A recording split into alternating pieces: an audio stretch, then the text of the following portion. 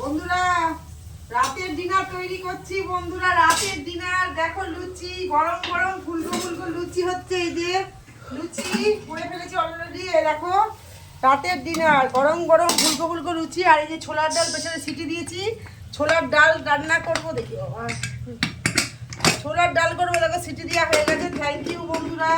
রাতের ডিনার তোমরা কে কি করলে অবশ্যই একটু জানিও কিন্তু। Thank you.